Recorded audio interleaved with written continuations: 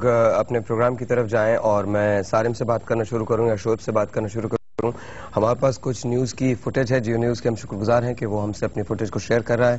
شکر گزار ہیں ہم شعیب برنی کے جو اس وقت ہمارے ساتھ جائے حادثہ پہ موجود ہیں. سب سے پہلے اس فوٹیج کی طرف چلتے ہیں جو ہم آپ کو دکھانا چاہتے ہیں. Please watch this.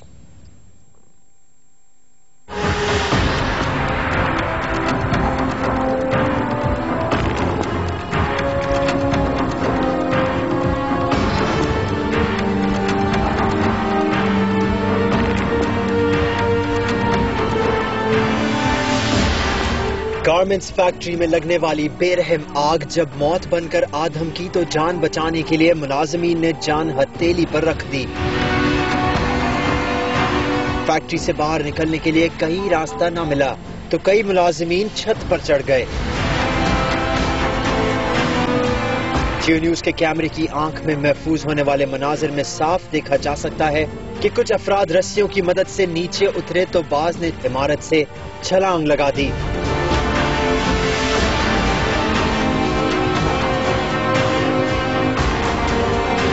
بیچارے ملازمین مرتے کیا نہ کرتے، جان تو سب کو ہی پیاری ہوتی ہے.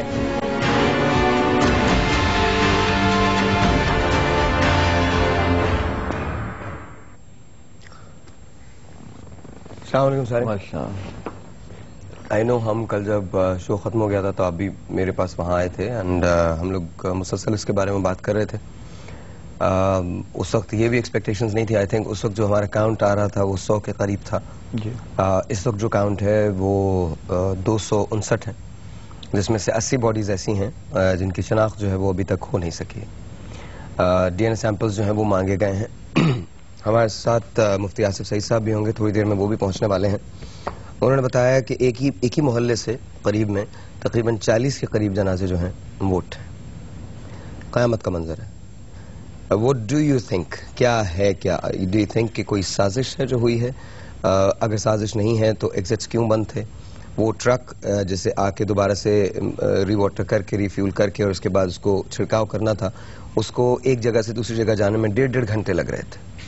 سر بھائی میں نے تو جس وقت اتنا بڑا ثانیہ ہوا تھا، کل بھی پروگرام میں تھے، یہی بات شروع کی تھی میں نے کہ دل دماغ اس بات کو تو ماننے کو تیار نہیں ہے کہ حادثاتی طور پہ اتنی بڑی آگ لگی اور اتنی پھیلی اور کوئی نکلنے کا راستہ بھی نہیں ملا سوائے اس کے کہ لوگ کودے ہیں چھتوں سے، دروازے بند تھے.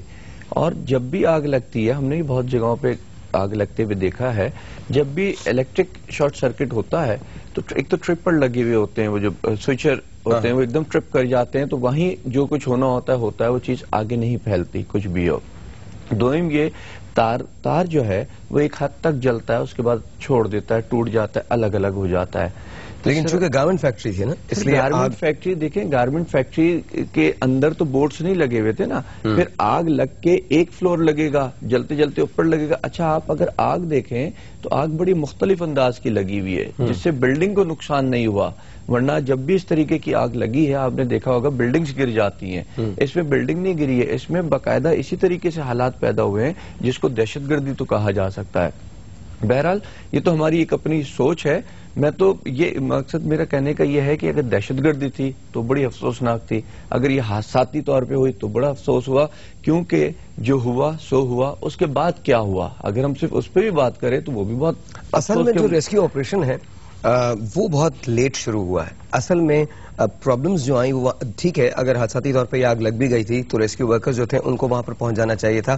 جو ورکرز وہاں پر کام کرتے تھے ان کے پاس پراپر ٹریننگ ہونی چاہیے تھی، کوئی ٹاسک فورس ہونی چاہیے تھی. ہمارے پاس ڈیزاسٹر مینجمنٹ کے لیے کوئی نہ کوئی ایسی چیزیں ہونی چاہیے جو وہاں پر اویلیبل ہوں انڈسٹریل ایریاز کے اندر، کیونکہ ان کو واٹر ٹینکرز کو وہاں سے مطلب جو فائر بریگیڈ ٹینکس جو تھے ان کو ریفیولنگ کے لیے ری واٹرنگ کے لیے دوسری جگہ جانا پڑ رہا تھا، اور وہاں سے جب وہ آ رہے تھے تو 1.5 گھنٹہ جو ہے وہ اس میں صرف ہو رہا تھا. تو وہاں پر واٹر ٹینکس ہونے چاہیے تھے یا پھر انڈسٹریل ایریا کا اپنا کوئی فائر اسٹیشن ہونا چاہیے. I mean there are a lot of things that went wrong. سر بھائی ایک دو چیز اور بتاؤں، ہر آگ پانی سے نہیں بجھائی جاتی ہے، فارم ہوتا ہے وہ مارا جاتا ہے. وہ نہیں تھا، کہیں بھی نہیں نظر آیا ایسا فارمنگ کرتے ہوئے. فائر ایکسٹنگوشرز نہیں تھے، فائر ایکسٹنگوشرز فائر بلینکٹس نہیں تھے. اچھا اگر اس فیکٹری میں نہیں تھے تو نہیں ہوں گے، وہ پورا انڈسٹریل ایریا ہے. اگر ہر فیکٹری سے لوگ وہ فائر ایکسٹنگوشر لے کر کے نکلتے تو شاید اتنا برا واقعہ نہ ہوتا. مقصد کہنے کا یہی ہے کہ ہم کسی کو آج قصوروار کہیں یا مالک کو کہیں، ایسا نہیں ہے. سارا نظام ایسا کا ایسا ہے. آج اگر آپ اپنی ٹیم کو لے کے چلے، میں ادھر دیگر فیکٹریز دکھاتا ہوں، دیکھیے اس سے بھی برا حال ہوگا ان کا، اور کوئی پوچھنے والا نہیں ہے. سرٹیفکیٹ سارے ان کے پاس موجود ہوں گے، جتنے بھی فائر کے حوالے سے ہوں، دیگر حوالوں سے ہوں، ہر چیز ان کے پاس موجود ہوگی. لیکن اگر آپ آنکھوں سے چیزیں دیکھیں گے تو کچھ اور حال ہوگا وہاں پہ. تو یہ ہمارے یہاں ایک بدنصیبی ہے، اور اس سے بڑی بدنصیبی ہے کہ ہمارے ہی ہاتھوں کیا ہوا سب کچھ ہوتا ہے، اور ہم ہی بیٹھ کر کے اس کے بعد رو رہے ہوتے ہیں اور افسوس کر رہے ہوتے ہیں، لیکن پھر بھی سیدھی راہ پہ نہیں آتے.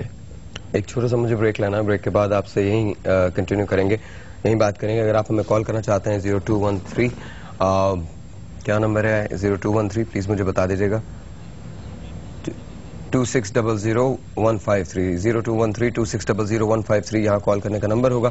آپ ہمیں کال کر سکتے ہیں. اگر ایس ایم ایس کرنا چاہتے ہیں تو DKB لکھیے، اسپیس دیجیے، اپنا میسج لکھیے، اسپیس دیجیے، اپنا نام لکھیے، سینڈ اٹ ٹو 436. ایک چھوٹا سا بریک، آپ سے ملتے ہیں بریک کے بعد.